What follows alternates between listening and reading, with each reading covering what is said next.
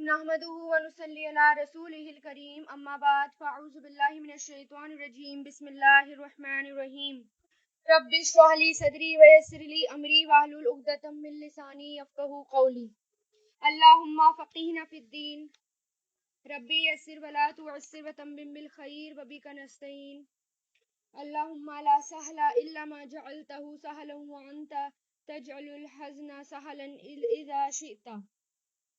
शुरू अल्लाह के नाम से जो सब पर मेहरबान निहायत रहम करने वाला है। मुनाफिक मर्द और मुनाफिक औरतें सब एक ही तरह के हैं। इस सूरत में मुनाफिकों के बारे में ज्यादातर बताया गया है कि वो कैसे थे और कैसी खसलतें थी और वो क्या क्या किया करते थे। ज्यादातर इसमें मुनाफिकों के बारे में है। तो मुनाफिक मर्द और मुनाफिक औरतें सब एक ही तरह के हैं। वो बुराई की तलकीन करते हैं, यानी बुराई का हुक्म देते हैं और भलाई से रोकते हैं, और अपने हाथों को बंद रखते हैं, यानी कंजूस थे। वो खर्च करना अल्लाह की राह में पसंद नहीं करते थे। उन्होंने अल्लाह को भुला दिया तो अल्लाह ने भी उनको भुला दिया। बेशक ये मुनाफिक बड़े ही नाफरमान हैं। और अल्लाह ने मुनाफिक मर्दों और मुनाफिक औरतों और तमाम काफिरों से दोज़ख की आग का अहद ले रखा है, जिसमें वो हमेशा हमेशा रहेंगे।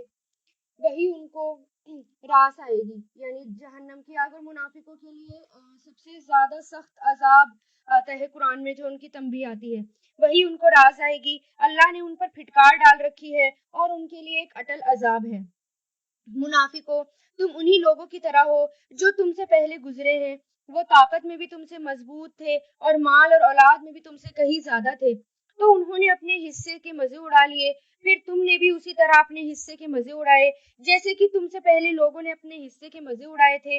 और तुम भी वैसे ही बेहुदा बातों में पड़े हुए हो जैसे वो पड़े थे। ये वो लोग थे जिनके अमाल दुनिया में और आखिरत में गारत हो गए, और यही वो लोग थे जिन्होंने खसारे का सौदा किया। क्या उन मुनाफिकों को उन लोगों की खबर नहीं पहुंची जो उनसे पहले गुजरे हैं? नूह की कौम और आद अलैहिस्सलाम और समूद और इब्राहिम की कौम और मदीन के बाशिंदे और वो बस्तियां जिन्हें उलट दिया गया था। इन सब के पास इनके रसूल रोशन दलील लेकर आए थे। फिर अल्लाह ऐसा नहीं था कि उन पर जुल्म करता, लेकिन ये खुद ही अपनी जानों पर जुल्म कर रहे थे। और मोमिन मर्द और मोमिन औरतें आपस में एक दूसरे के मददगार हैं। वो नेकी का हुक्म देते हैं और बुराई से रोकते हैं। वो नमाज कायम करते हैं और ज़कात अदा करते हैं और अल्लाह और उसके रसूल की फरमाबरदारी करते हैं। ये ऐसे लोग हैं जिनको अल्लाह अपनी रहमत से नवाजेगा। यकीनन अल्लाह इक़्तिदार का भी मालिक है और हिकमत का भी। अल्लाह ने मोमिन मर्दों और मोमिन औरतों से वादा किया है कि उन बागात का जिनके नीचे नहरें बहती होंगी, जिनमें वो हमेशा रहेंगे, और उन पाकीज़ा मकान का जो सदाबहार बागात में रहते होंगे। और अल्लाह की तरफ से खुशनुदी तो सबसे बड़ी चीज है जो जन्नत वालों को नसीब होगी। यही है जो जबरदस्त कामयाब है। ए नबी, काफिरों और मुनाफिकों से जिहाद करो और उन पर सख्ती करो, और उनका ठिकाना जहन्नम है और वो बहुत बुरा ठिकाना है। ये लोग अल्लाह की कसमें खा जाते हैं कि उन्होंने फला बात नहीं कही थी, हालांकि उन्होंने कुफ्र की बात कही थी। यानी दिल में तो वो सभी इस्लाम नहीं लाए हुए थे, लेकिन अपनी जबान से ये कहते थे कि हम इस्लाम लाए हुए हैं, लेकिन दिल उनके काफिर थे। ये एतकादी मुनाफिक होते हैं जो दिल से भी ईमान न लाए हो, दिल से भी काफिर हो, सिर्फ जबान से ये कहें कि हम मुनाफिक हैं। और अपने इस्लाम लाने के बाद उन्होंने कुफ्र किया। उन्होंने वो काम करने का इरादा किया था जिसमें ये कामयाबी हासिल ना कर सके। उन्होंने सिर्फ इस बात का बदला दिया कि अल्लाह और उसके रसूल ने उन्हें अपने फजल से मालदार बना दिया।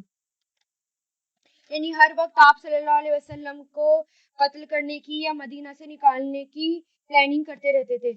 और यहाँ उनकी साजिशों की तरफ इशारा है कि ऐसे कई वाकयात पेश आए। फिर एक वाकया और पेश आया था कि हुज़ूर पाक सल्लल्लाहु अलैहि वसल्लम को उन्होंने सोचा कि हम मदीना से बाहर निकालेंगे, लेकिन इसमें भी कामयाब नहीं हुए। फिर एक मौका ये आया था कि तबूक से वापस आते वक्त, यानी एक जंग हुई थी, जंग तबूक।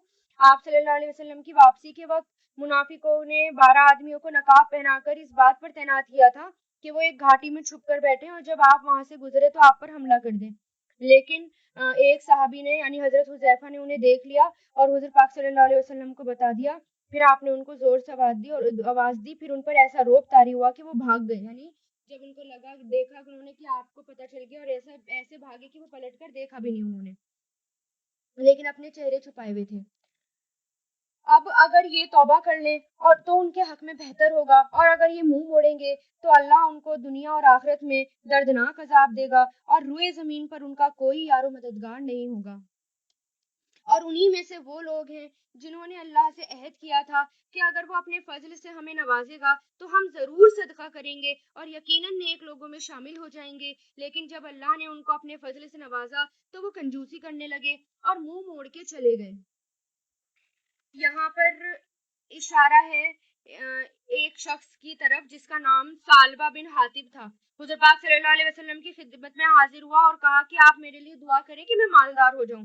آپ نے اسے منع کیا، پہلے سمجھایا کہ مالدار ہونا پسندیدہ نہیں ہے، لیکن وہ بار بار اصرار کرتا رہا۔ پھر اس نے وعدہ کیا کہ اگر میں مالدار ہو گیا تو میں حقداروں کو ان کے حق دوں گا، زکوٰۃ دوں گا، سارے کام کروں گا۔ تو نبی نے فرمایا کہ تھوڑے سے مال جس کا تم شکر ادا کر سکو وہ زیادہ مال سے بہتر ہے جس کا تم شکر ادا نہ کر سکو، لیکن وہ نہیں مانا۔ بہرحال آپ نے اس کے لیے دعا کر دی۔ پھر اس کے مال اور مویشی اتنے زیادہ ہو گئے کہ ان کی دیکھ بھال میں نمازیں چھوڑنے لگا، اور جانوروں کی زیادتی کی وجہ سے مدینہ میں جگہ نہیں بچی رہنے کے لیے، تو وہ باہر جا کر رہنے لگا۔ شروع میں تو جمعے کی نماز میں آ جاتا تھا، لیکن دھیرے دھیرے جمعے کی نماز میں بھی آنا چھوڑ دیا۔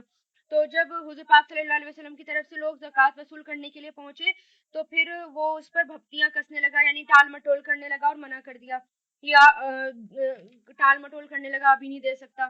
تو اس کی طرف اشارہ ہے کہ وہ کنجوس ہو گیا، پہلے تو مالدار ہونا چاہتا تھا، بعد میں جب اور وعدے بھی کیے تھے پھر اپنے وعدوں سے پھر گیا اور کنجوس ہو گیا۔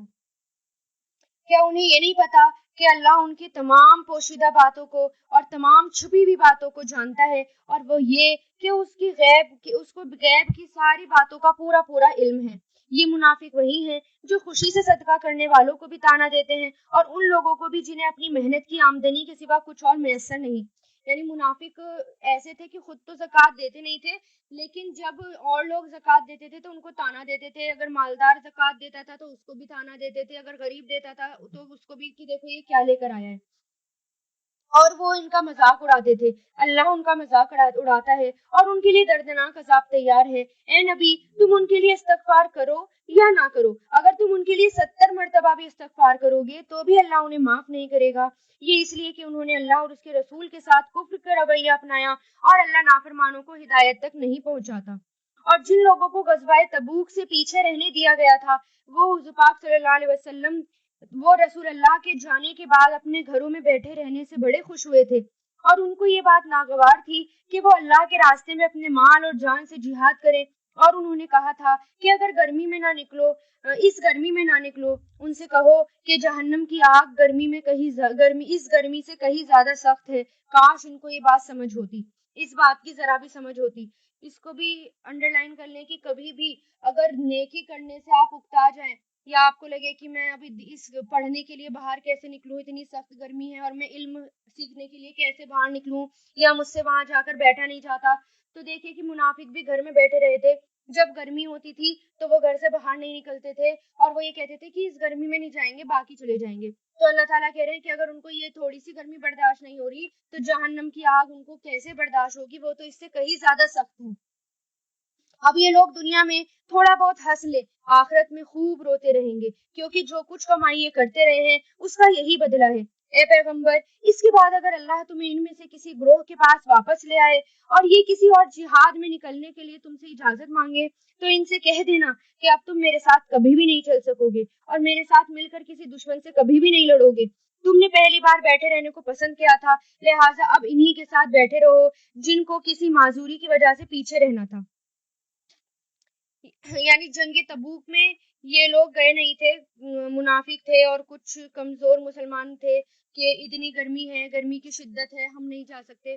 تو جب نیکی کا موقع ہمارے ہاتھ میں آتا ہے اور ہم بہانے بنا کر بیٹھ جاتے ہیں تو پھر اللہ تعالیٰ وہ بھی نیکی کا موقع چھین لیتے ہیں، پھر بعد میں ہمیں نیکی کا موقع نہیں ملتا، اس لیے جب بھی نیکی کا موقع مل جائے اس کو فوراً کر ڈالو۔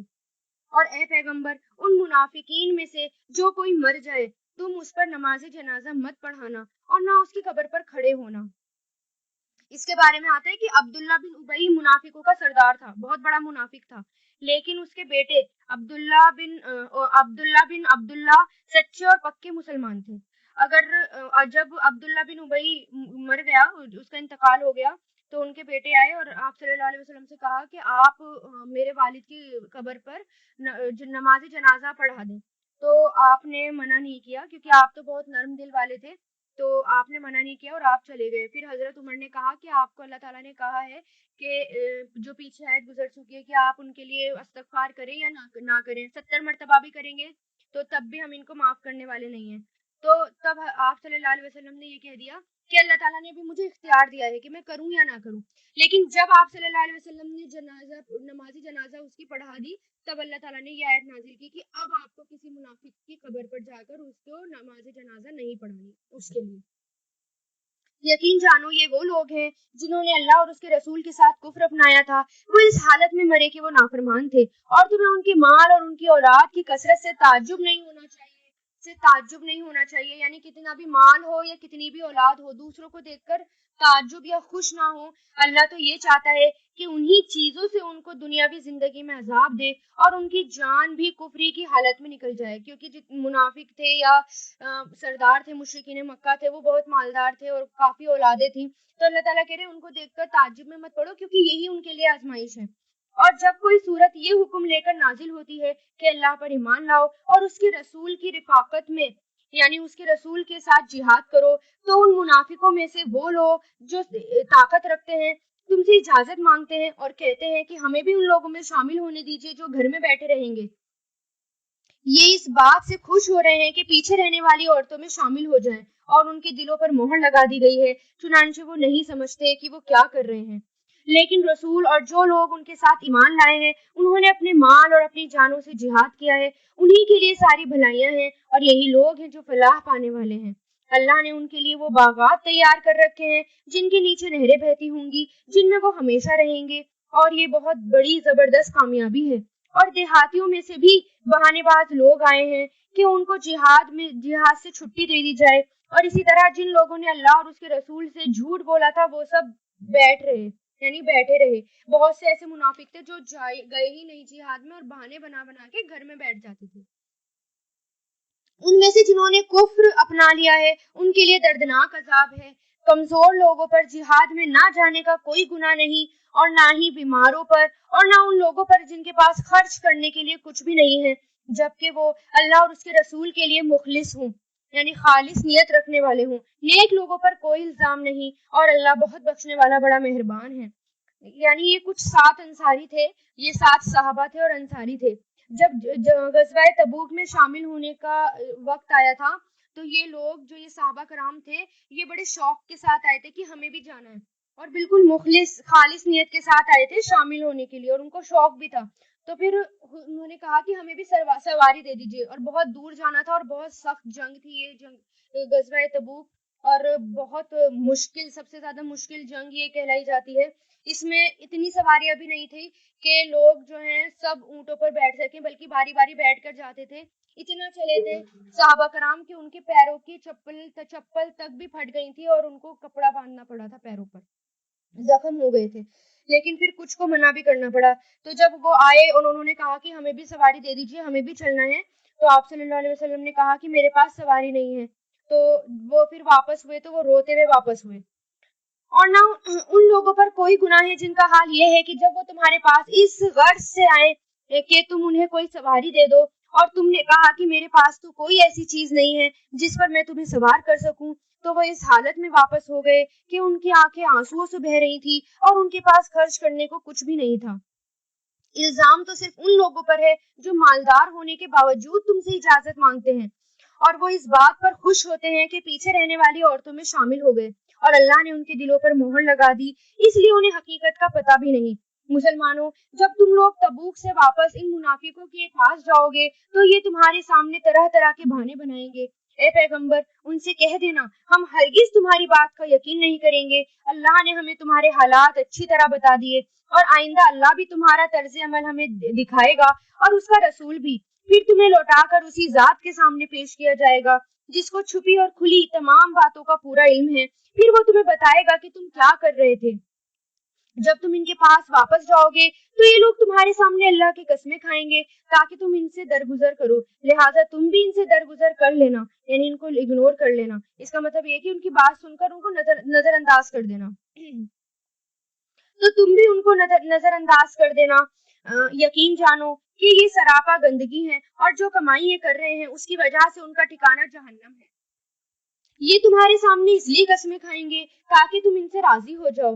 हालांकि अगर तुम इनसे राजी भी हो गए तो अल्लाह ऐसे नाफरमान लोगों से राजी नहीं हुआ करता। जो देहाती यानी मुनाफिक हैं वो कुफ्र और मुनाफिकत में ज्यादा सख्त हैं।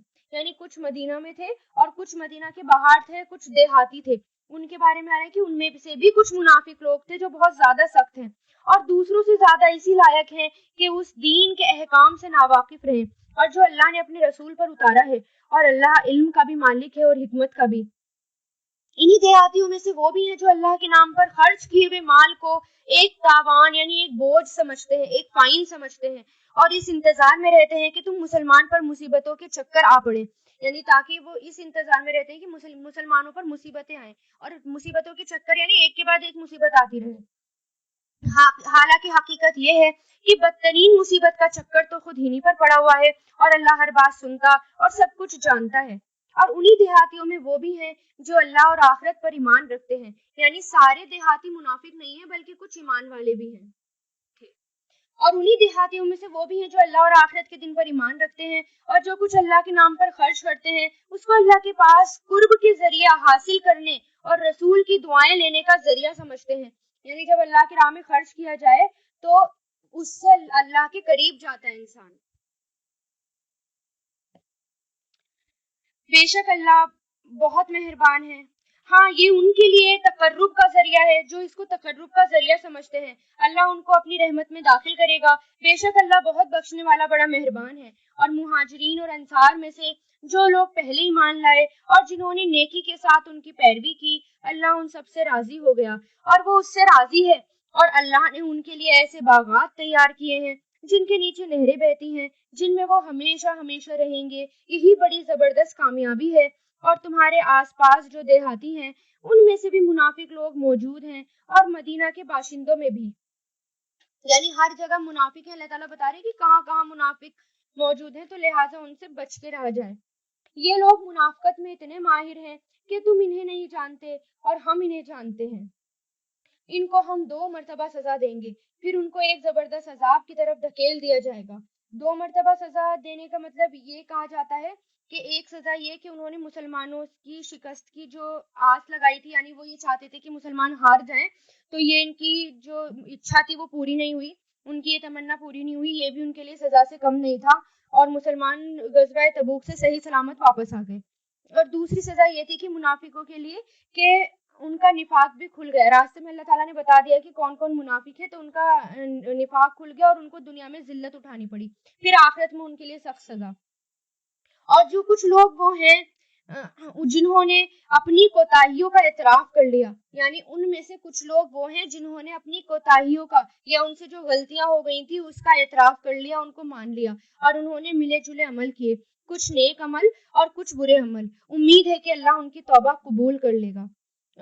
कुछ लोग ऐसे थे, 10 हज़रात मुसलमान ऐसे थे, मुसलमान थे, मुनाफिक नहीं थे, लेकिन सिर्फ सुस्ती की वजह से या मुनाफिकों की बातों में आकर या सुस्ती की वजह से वो जंगे तबूक में नहीं गए थे।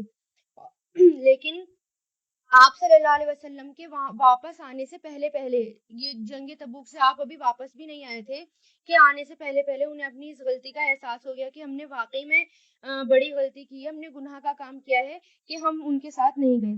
तो 10 में से 7 लोग ऐसे थे जिनको इतनी शर्मिंदगी हुई अपनी इस बात से कि आप सल्लल्लाहु अलैहि वसल्लम के आने से पहले पहले उन्होंने अपने आप को मस्जिद नबवी में जाकर पिलर्स से बांध लिया, यानी जो सुतून थे उसमें पिलर्स से उससे अपने आप को बांध लिया और ये कहा कि जब तक आप सल्लल्लाहु अलैहि वसल्लम हमें अपने आप नहीं खोलेंगे हम खुद यहाँ से नहीं हटेंगे, हम यहीं बंधे रहेंगे। यानी अपने आप को खुद सजा देने लग गए।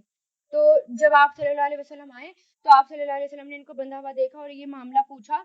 तो जब आपको ये मामला पता चला सारा कि क्या बात है, फिर आपने कहा कि मैं अब तब तक इनको नहीं खोलूंगा जब तक अल्लाह ताला की तरफ से हुक्म नहीं आ जाता। फिर ये आयत नाजिल हुई कि उन्होंने मिले जुले अमल किए हैं, कुछ नेक और कुछ बुरे। उम्मीद है कि अल्लाह उनकी तौबा कबूल कर लेगा। यकीनन अल्लाह बहुत बख्शने वाला बड़ा मेहरबान है। तब आपने उनको जाकर खोल दिया। लेकिन ये 7 थे, 3 अभी भी बाकी हैं। اے پیغمبر ان لوگوں کے مال میں سے صدقہ وصول کر لو جس کے ذریعے تم انہیں پاک کرو گے اور ان کے لیے باعث برکت ہوں گے، کیونکہ یہ بعد میں جب ان کو معاف کر دیا گیا تو یہ بعد میں اپنا سب کچھ لے کر آ گئے صدقہ کرنے کے لیے. تو آپ صلی اللہ علیہ وسلم نے کہا کہ مجھے تمہارے صدقہ لینے کے لیے ابھی حکم نہیں آیا ہے، ابھی میں تمہارا صدقہ قبول نہیں کروں گا. لیکن پھر یہ آیت نازل ہوئی، پھر اللہ نے کہا کہ نہیں، ان کے صدقہ قبول کر لو کیونکہ صدقہ انہیں پاک کرے گا اور ان کے لیے باعث برکت ہوگا، اور ان کے لیے تم دعائیں کرو، یقیناً تمہاری دعا ان کے لیے سراپا سکون ہے اور اللہ ہر بات سنتا اور سب کچھ جانتا ہے. کیا ان کو یہ معلوم نہیں کہ اللہ ہی ہے جو اپنے بندوں کی توبہ قبول کرتا ہے اور صدقات بھی قبول کرتا ہے، اور یہ کہ اللہ بہت معاف کرنے والا بڑا مہربان ہے. اور ان سے کہو کہ تم عمل کرتے رہو، اب اللہ بھی تمہارا طرز عمل دیکھے گا اور اس کا رسول بھی، پھر تمہیں لوٹا کر اس ذات کے سامنے پیش کیا جائے گا جس کو چھپی اور کھلی تمام باتوں کا پورا پورا علم ہے، پھر وہ تمہیں بتائے گا کہ تم کیا کر رہے تھے. اور کچھ اور لوگ ہیں جن کا فیصلہ اللہ کے حکم آنے تک ملتوی کر دیا گیا، یعنی 3 جو بچے تھے ان کو بعد میں ان کو بھی شرمندگی ہوئی، انہوں نے کہا کہ کاش ہم بھی معافی مانگ لیتے اسی وقت تو ہم بھی معاف کر دیے جاتے، لیکن ان کو شرمندگی ہوئی، واقعی میں ان کو پچھتاوا تھا، سچے دل سے وہ معافی مانگ رہے تھے. پھر انہوں نے آپ صلی اللہ علیہ وسلم کے پاس جا کر اپنے سارے معاملے بتا دیے کہ وہ بھی سستی کی وجہ سے تبوک میں جانے سے رہ گئے. تو آپ صلی اللہ علیہ وسلم بھی اس بات سے اتنا ناراض ہوئے کہ آپ صلی اللہ علیہ وسلم نے کہا کہ تمام مسلمان ابھی ان کا بائیکاٹ کر دو، جب تک کے لیے اللہ تعالیٰ کا جب تک حکم نہیں آ جاتا کہ ان کو معاف کرا جائے گا یا نہیں، تب تک ان کا بائیکاٹ کر دو. تو ہوتا یہ تھا کہ کوئی بھی ان سے سلام بھی نہیں کرتا تھا، کوئی مسلمان ان کی طرف دیکھتا نہیں تھا، اور جب یہ مسجد میں آتے تھے تو کوئی ان کی طرف توجہ نہیں کرتا تھا. تو ان پر یہ جو زمین تھی وہ بہت تنگ ہو گئی. یہ صحابی خود کہتے ہیں کہ ہمیں ایسا لگتا تھا کہ ہم گھروں سے باہر نہ نکلیں، ہمیں گھر سے باہر نکلنے میں بھی بہت زیادہ شرمندگی ہوتی تھی، نکلا نہیں جاتا تھا باہر. لیکن بہرحال مسلمان تھے تو آنا تو تھا ہی، نماز پڑھنے کے لیے آتے تھے. تو لیکن 50 دن کے بعد ان کی توبہ قبول ہوئی، 50 دن کے بعد آیت نازل ہوئی، تب جا کر ان کی توبہ قبول ہوئی. 50 دن تک ان کے ساتھ یہی عمل ہوتا رہا کہ تمام مسلمانوں نے ان سے بائیکاٹ کر دیا. اور کچھ اور لوگ ہیں جن کا فیصلہ بھی اللہ کے حکم آنے تک پوسٹ پون کر دیا گیا، یا اللہ ان کو سزا دے گا یا ان کو معاف کر دے گا، اور اللہ زبردست علم والا ہے اور حکمت والا ہے. اور کچھ وہ لوگ ہیں جنہوں نے ایک مسجد اس کام کے لیے بنائی ہے کہ مسلمانوں کو نقصان پہنچائیں، کافرانہ باتیں کریں، مومنوں میں پھوٹ ڈالیں اور اس شخص کو ایک اڈا فراہم کریں جس کی پہلے سے اللہ اور اس کے رسول کے ساتھ جنگ ہے. یہاں پر بھی ایک شریر منافق کی طرف اشارہ ہے، جنہوں نے ان سب نے مل کر، سب منافقوں نے مل کر ایک خطرناک سازش رچی تھی کہ ایک مسجد بنائی تھی، اور یہ مدینہ کے باہر کے ایک علاقے میں تھی. اور ایک عامر نام کا ایک شخص تھا جو عیسائی ہو گیا تھا جب اس نے رہبانیت اور درویشی کی زندگی اختیار کر لی تھی، لیکن مدینہ کے لوگ حضور پاک صلی اللہ علیہ وسلم کے تشریف لانے سے پہلے اس کی بہت عزت کرتے تھے. یعنی پہلے وہ عیسائی تھا تو مدینہ کے لوگ بہت عزت کرتے تھے. جب آپ صلی اللہ علیہ وسلم مدینہ تشریف لائے تو آپ نے اسے بھی دین کی دعوت دی، لیکن اس نے حق کو قبول کرنے کی بجائے حضور پاک صلی اللہ علیہ وسلم سے دشمنی کر لی، یعنی آپ کا سب سے بڑا دشمن بن گیا. اور جنگ بدر سے لے کر جنگ حنین تک جتنی بھی جنگیں ہوئی ان سب میں یہ مسلمانوں کے خلاف جنگ میں شریک ہوتا رہا. اور جب جنگ حنین میں بھی مسلمانوں کو فتح ہوئی تو یہ شام چلا گیا اور وہاں مدینہ کے منافقوں کو خط لکھا کہ میں شام میں کوشش کر رہا ہوں کہ سب مل کر حضور پاک صلی اللہ علیہ وسلم پر چڑھائی کریں اور مسلمانوں کا خاتمہ کر دیں، لیکن مجھے تمہارا ساتھ چاہیے. یعنی منافقوں سے کہا اس کام کے لیے مجھے تمہارا ساتھ چاہیے، تم ایسا کرو ایک مدینہ کے باہر ایک مسجد بناؤ، اور اس بہانے سے بنانا کہ یہ بہانہ بنانا کہ یہاں کے لوگ اتنی دور تک نہیں جا سکتے، تو ہم نے اس لیے مسجد بنائی ہے، کچھ بوڑھے ہیں کچھ معذور ہیں، تاکہ یہ جو مسجد ہے ان کے لیے یہ ان کو اتنا دور نہیں جانا پڑے گا. اور اس مسجد میں تم خفیہ ہتھیار جمع کرنا اور آپس میں مشورے طے کرنا، اور یہی ہمارا اڈا ہوگا. تو منافقوں نے قبا کے علاقے میں یہ مسجد بنائی، یہ عمارت بنائی، اور آپ صلی اللہ علیہ وسلم سے کہا کہ آپ یہاں پر آ کر 2 رکعت نماز پڑھا دیں تاکہ اس سے پتہ چل جائے کہ ہاں یہ مسجد ہے. آپ نے کہا کہ ابھی میں تبوک جا رہا ہوں، لیکن جب میں واپس آؤں گا تو میں وہاں پر واپسی میں کے وقت نماز پڑھا دوں گا. تب جب آپ واپس آ رہے تھے تو آپ نے اللہ تعالیٰ نے آپ کو اس مسجد کے بارے میں بتا دیا، تمام حقیقت بتا دی کہ اس میں آپ کبھی بھی نماز پڑھنا، وہ تو منافقوں کا اڈا ہے.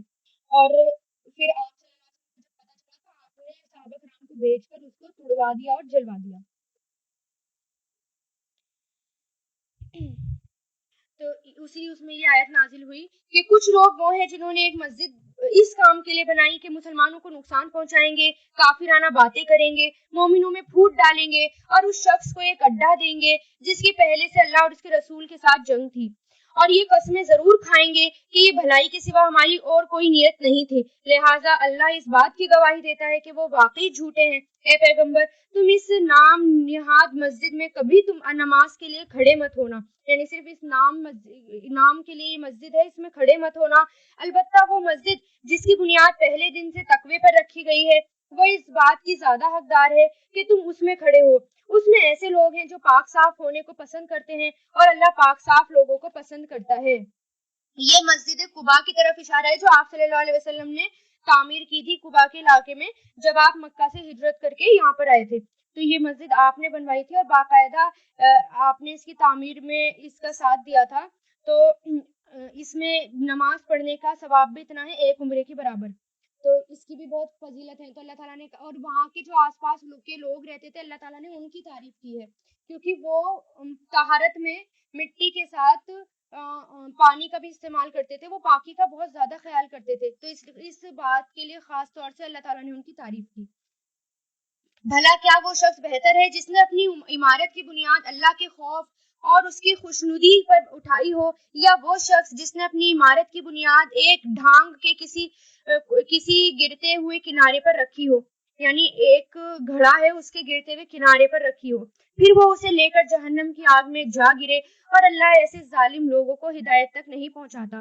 جو عمارت ان لوگوں نے بنائی تھی وہ ان کے دلوں میں اس وقت تک برابر شک پیدا کرتی رہے گی جب تک ان کے دل میں ٹکڑے ٹکڑے نہیں ہو جاتے، اور اللہ کا علم بھی کامل ہے اور حکمت بھی، یعنی اللہ تعالیٰ زبردست علم والا ہے۔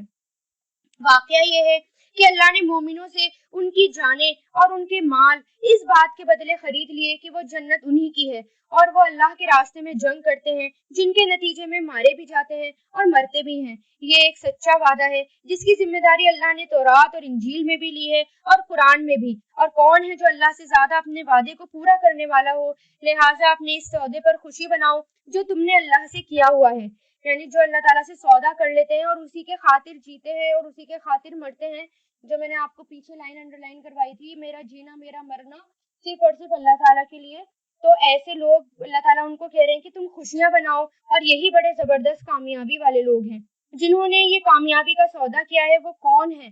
وہ توبہ کرنے والے ہیں، اللہ کی بندگی کرنے والے ہیں، اس کی حمد کرنے والے ہیں، وہ روزہ رکھنے والے ہیں، رکوع میں جھکنے والے ہیں، سجدہ گزارنے والے ہیں، نیکی کی تلقین کرنے والے ہیں، برائیوں سے روکنے والے ہیں، اور اللہ کی قائم کی ہوئی حدوں کی حفاظت کرنے والے ہیں۔ اے پیغمبر، ایسے مومنوں کو خوشخبری دے دو۔ یہ بات نہ تو نبی کو زیب دیتی اور نہ دوسرے مومنوں کو کہ وہ مشرکوں کے لیے مغفرت کی دعائیں کریں، چاہے وہ رشتہ دار ہی کیوں نہ ہو، جبکہ ان پر یہ بات پوری طرح واضح ہو چکی ہے کہ وہ دوزخ کے لوگ ہیں، یعنی جن کے بارے میں یہ پتہ چل جائے کہ یہ دوزخی ہے یا کافر ہے، تو اس کے لیے مغفرت کی دعائیں کرنا منع کر دیا گیا، مسلمان ان کے لیے دعائیں نہ کریں۔ جب آپ صلی اللہ علیہ وسلم کی چچا کا انتقال ہوا تھا ابو طالب کا، تو آپ صلی اللہ علیہ وسلم نے ان سے آخری وقت میں بھی کہا تھا کہ آپ ایمان لے آئیں، لیکن ابو جہل اور بڑے بڑے سردار وہاں بیٹھے ہوئے تھے اور انہوں نے ان کو اسلام لانے نہیں دیا، اور وہ اسی حالت میں مرے۔ عبد المطلب، یعنی انہوں نے کہا کہ میں عبد المطلب کے دین پر ہوں، یعنی وہ کافر ہی مرے۔ تو اس بات پر آپ صلی اللہ علیہ وسلم کو بہت ہی زیادہ غم ہوا، اور انہوں نے کہا کہ جب تک اللہ تعالیٰ خود مجھے منع نہیں کر دیں گے تب تک میں آپ کے لیے استغفار کرتا ہی رہوں گا۔ پھر یہ آیت نازل ہوئی اور آپ کو منع کر دیا گیا کہ جن کے بارے میں پتہ چل جائے آپ ان کے لیے استغفار نہ کریں۔ اور ابراہیم نے اپنے باپ کے لیے جو مغفرت کی دعائیں مانگی تھی اس کی وجہ اس کے سوا کچھ نہیں تھی کہ انہوں نے اس باپ سے ایک وعدہ کر لیا تھا، یعنی ابراہیم علیہ السلام نے صرف ایک وعدے کی وجہ سے مغفرت کی دعائیں کی۔ پھر جب ان پر یہ بات واضح ہو گئی کہ وہ اللہ کا دشمن ہے تو وہ اس سے دستبردار ہو گئے، یعنی بری ہو گئے۔ حقیقت یہ ہے کہ ابراہیم علیہ السلام بڑی آہیں بھرنے والے، بڑے بردبار تھے، اور اللہ ایسا نہیں کہ کسی قوم کو ہدایت کے بعد گمراہ کر دے جب تک اس نے ان پر یہ بات واضح نہ کر دی ہو کہ انہیں کن باتوں سے بچنا ہے۔ یقین رکھو اللہ ہر چیز خوب جانتا ہے۔ یقیناً اللہ ہی ہے جس کے قبضے میں سارے آسمان اور زمین کی سلطنت ہے. وہ زندگی بھی دیتا ہے اور موت بھی دیتا ہے، اور اللہ کے سوا تمہارا نہ کوئی رکھوالا ہے نہ کوئی مددگار. حقیقت یہ ہے کہ اللہ نے رحمت کی نظر فرمائی ہے نبی پر اور ان مہاجرین اور انصار پر جنہوں نے ایسی مشکل کی گھڑی میں نبی کا ساتھ دیا جبکہ قریب تھا کہ ان میں سے ایک گروہ کے دل ڈگمگا جائیں. پھر اللہ نے ان کے حال پر توجہ فرمائی، یقیناً ان کے لیے یہ بہت بڑا شفیق اور بہت مہربان ہے. یہاں پر اشارہ ہے جنگ کی طرف. جب مشکل وقت میں آپ صلی اللہ علیہ وسلم کا ان لوگوں نے ساتھ دیا، کبھی بھی آپ صلی اللہ علیہ وسلم کا ساتھ نہیں دیا. انصار کبھی بھی آپ صلی اللہ علیہ وسلم کا ساتھ نہیں چھوڑا. یہ جنگ تبوک کی طرف اشارہ ہے جنہوں نے اتنی مشکل گھڑی میں جنگ تبوک میں حصہ لیا. تو ایسے لوگوں کی اللہ تعالیٰ نے تعریف کی کہ ایسے ہی لوگ ہیں جو آپ صلی اللہ علیہ وسلم کے ساتھی ہیں، جنہوں نے ہر جگہ آپ کا ساتھ دیا. پھر اللہ نے ان کے حال پر توجہ فرمائی، یقیناً اللہ زبردست رحم کرنے والا ہے. اور ان تینوں پر بھی اللہ نے رحمت نازل فرمائی جن کا فیصلہ ملتوی کر دیا گیا تھا. یعنی اب یہ حکم نازل ہوا 50 دن بعد. جو 3 صحابی پیچھے رہ گئے تھے جن کی ابھی توبہ قبول نہیں ہوئی تھی، تو اب ان کی توبہ اللہ تعالیٰ نے قبول کر لی. یہاں تک کہ جب ان پر یہ زمین اپنی ساری وسعتوں کے باوجود تنگ ہو گئی تھی، ان کی زندگیاں ان پر دوبر ہو گئی تھی، یعنی ان کا نکلنا مشکل ہو گیا تھا، اور انہوں نے سمجھ لیا تھا کہ اللہ کی پکڑ سے خود اسی کی پناہ میں آئے بغیر کہیں اور پناہ نہیں مل سکتی. تو پھر اللہ نے ان پر رحم فرمایا تاکہ وہ آئندہ اللہ ہی سے رجوع کیا کرے. یقین جانو اللہ بہت معاف کرنے والا بڑا مہربان ہے. اے ایمان والو، اللہ سے ڈرو اور سچے لوگوں کے ساتھ رہا کرو. جو سچے دل سے توبہ کرتا ہے اللہ تعالیٰ اس کی توبہ قبول کر لیتے ہیں. بھلے ان کو توبہ ان کی بہت دن بعد قبول ہوئی تھی، لیکن اللہ تعالیٰ نے توبہ قبول کر لی، کیونکہ یہ اتنی سخت گھڑی تھی جنگ تبوک کی کہ ان کے پاس سامان بھی تھا اور بہت لوگوں کی ضرورت تھی. اس میں جنگ تبوک میں جانا تھا اور وہ لوگ پیچھے رہ گئے تھے اور بہت سب سے زیادہ مشکل جنگ تھی، پھر بھی وہ نہیں گئے. اس لیے اللہ تعالیٰ بھی اتنے ناراض بھی ہوئے. تو جب اللہ تعالیٰ کا حکم آ جائے کام کرنے کا یا رسول کہہ دیں تو وہ کام کرنا ہی کرنا ہے، پھر اپنی مرضی اور اپنی سستی نہیں دکھانی. مدینہ کے باشندوں اور ان کے آس پاس کے دیہاتیوں میں رہنے والوں کے لیے یہ جائز نہیں تھا کہ وہ اللہ کے رسول کا ساتھ دینے سے پیچھے رہیں، اور نہ یہ جائز تھا کہ وہ بس اپنی جان پیاری سمجھ کر انہی کی یعنی حضور پاک صلی اللہ علیہ وسلم کی جان سے بے فکر ہو بیٹھے. یعنی اپنی جان سے زیادہ آپ صلی اللہ علیہ وسلم کی جان کی پرواہ کرنی ہے. بھلے ہی آپ صلی اللہ علیہ وسلم کو بچاتے بچاتے اپنی جان چلی جائے، لیکن آپ کی پرواہ زیادہ کرنی ہے مومن کو. جب تک مومن اپنی جان اور اپنے مال اور اپنی اولاد سے زیادہ پرواہ آپ صلی اللہ علیہ وسلم کی نہیں کریں گے، یا آپ صلی اللہ علیہ وسلم اپنے سے زیادہ محبوب یا اپنی اولاد سے زیادہ محبوب نہیں ہوں گے، تب تک ایمان بھی مکمل نہیں ہوگا. یہ اس لیے ہے کہ ان مہاجدین کو جب کبھی اللہ کے راستے میں پیاس لگتی ہے، جتنے بھی مجاہد ہیں ان کے بارے میں ہے کہ جب ان کو اللہ کے راستے میں پیاس لگتی ہے یا تھکن ہوتی ہے یا بھوک ستاتی ہے یا وہ کوئی ایسا قدم اٹھاتے ہیں جو کافروں کو گھٹن میں ڈالے یا دشمن کے مقابلے میں کوئی کامیابی حاصل کرتے ہیں، تو ان کے اعمال نامے میں ہر ایسے کام کے وقت ایک نیک عمل ضرور لکھ دیا جاتا ہے. یقین جانو کہ اللہ نیک لوگوں کے کسی بھی عمل کو بیکار جانے نہیں دیتا. اگر اللہ کے راستے میں پیاسے بیٹھے، اللہ کے راستے میں بھوکے بیٹھے یا اللہ کے راستے میں کوئی بھی تکلیف آپ کو ہوئی، چاہے چھوٹی ہو یا بڑی، اللہ تعالیٰ اس کے بدلے میں نیکیاں لکھ دیتا ہے. یا آپ جب بھی قرآن کی کلاس میں جاتے ہیں یا آپ کہیں بھی جاتے ہیں اور آپ کو گرمی کا سامنا کرنا پڑتا ہے، بھوک کا یا پیاس کا، تو اس کے بدلے اللہ تعالیٰ آپ کے لیے بہت ساری نیکیاں لکھ دیتے ہیں. نیز وہ جو کچھ اللہ کے راستے میں خرچ کرتے ہیں، چاہے وہ خرچ چھوٹا ہو یا بڑا، جس کی وادی کو وہ پار کرتے ہیں، ان سب کو ان کے اعمال نامے میں نیکی کے طور پر لکھ دیا جاتا ہے تاکہ اللہ انہیں ہر ایسے عمل پر وہ جزا دے جو ان کے بہترین اعمال کے لیے مقرر ہے. اور مسلمانوں کے لیے یہ بھی مناسب نہیں کہ وہ ہمیشہ سب کے سب جہاد کے لیے ایک ساتھ نکل کھڑے ہوں. لہٰذا ایسا کیوں نہ ہو کہ ان کی ایک بڑی جماعت میں سے ایک گروہ جہاد کے لیے نکلا کرے تاکہ جو لوگ جہاد میں نہیں گئے ہوں وہ دین کی سمجھ بوجھ حاصل کرنے کے لیے محنت کریں، اور جب ان کی قوم کے لوگ جو جہاد میں گئے تھے جب ان کے پاس آئیں تو یہ ان کو متنبع کریں، یعنی تمام باتوں سے آگاہ کرا دیں تاکہ وہ گناہوں سے بچ کر رہیں. اس میں اللہ تعالیٰ یہ کہہ رہے ہیں کہ کیونکہ جب دین بہت زیادہ پھیل گیا تھا، ہر جگہ اسلام کا بول بالا تھا، ہر جگہ اب دین پھیل چکا تھا، تو اب یہ کہا گیا کہ اب سب کے سب جہاد میں مت نکلو، اب کچھ لوگ جو ہیں وہ پیچھے گھر پر رہو اور وہ علم حاصل کریں، یعنی اللہ کے راستے میں علم حاصل کریں، احکام سیکھیں اور آس پاس کی خبروں سے آگاہ رہیں، اور جب جہاد سے وہ لوگ واپس آئیں تو ان کو سب باتیں بتائیں، ان کو علم سکھائیں، اور جو جو انہوں نے سیکھا یا جو جو انہوں نے خبر ان کو ملی وہ سب ان کو بتائیں۔ اے ایمان والو، ان کافروں سے لڑو جو تم سے قریب ہیں، اور ہونا بھی یہ چاہیے کہ وہ تمہارے اندر سختی محسوس کریں، اور یقین رکھو اللہ متقیوں کے ساتھ ہے۔ اور جب کبھی کوئی صورت نازل کی جاتی ہے تو انہی یعنی منافق میں وہ لوگ بھی ہیں جو یہ کہتے ہیں کہ اس صورت نے تو تم میں سے کسی کے ایمان میں اضافہ کیا ہے، یعنی پوچھتے ہیں کیا کسی نے اضافہ کیا ہے کسی کے ایمان میں۔ اب جب تک ان لوگوں کا تعلق ہے جو واقعی ایمان لائے ہیں، ان کے ایمان میں تو اس صورت نے واقعی اضافہ کیا ہے اور اس پر وہ خوش ہوتے ہیں۔ یعنی جب کوئی صورت نازل ہوتی تھی تو منافق بہت زیادہ پریشان ہو جاتے تھے کہ اب ایک نیا احکام آ گیا، اب ہمیں اور ایک نئی بات ماننی پڑے گی، لیکن مسلمانوں کے ایمان میں اور اضافہ ہو جاتا تھا، وہ خوش ہو جاتے تھے کہ اب اور وہی آئی ہے، اب ہمیں آگے اور کیا کرنا ہے، باقاعدہ وہ ایک ٹاسک کی طرح کہ نہیں اب اللہ تعالیٰ کی طرف سے یہ حکم آیا ہے، ہم اللہ کے فوجی ہیں اور ہمیں اب یہ کام کرنا ہے، اور زیادہ ان کا ایمان بڑھ جاتا تھا۔ لیکن منافق اور زیادہ پریشان ہو جایا کرتے تھے۔ رہی وہ لوگ جن کے دلوں میں روگ ہے تو اس صورت نے ان کی گندگی میں اور کچھ اور گندگی کا اضافہ کر دیا، یعنی جو منافق ہیں یا جن کے دلوں میں روگ ہے اور زیادہ وہ ان کے دل گندے ہو گئے، اور ان کی موت بھی کفر ہی کی حالت میں آتی ہے۔ کیا یہ لوگ دیکھتے نہیں کہ وہ ہر سال 2 مرتبہ کسی آزمائش میں مبتلا کیے جاتے ہیں؟ منافق کو ہر سال کوئی نہ کوئی مصیبت آتی رہتی تھی، کبھی ان کی خواہش اور ان کی پلاننگوں کے خلاف مسلمان کو جو ہے وہ فتح نصیب ہو جاتی، مسلمان جیت جاتے تھے، کبھی ان کا کوئی راز کھل جاتا، کبھی کوئی بیماری لگ جاتی، کبھی کسی فکر میں مبتلا ہو جاتے تھے، تو ہر بار ان کو کوئی نہ کوئی مصیبت آتی رہتی تھی، پھر بھی نہ تو وہ توبہ کرتے اور نہ کوئی سبق حاصل کرتے تھے۔ اور جب کوئی صورت نازل ہوتی تھی تو یہ ایک دوسرے کی طرف دیکھتے اور اشاروں ہی اشاروں میں دوسروں سے کہتے کیا یہ کوئی تمہیں دیکھ تو نہیں رہا؟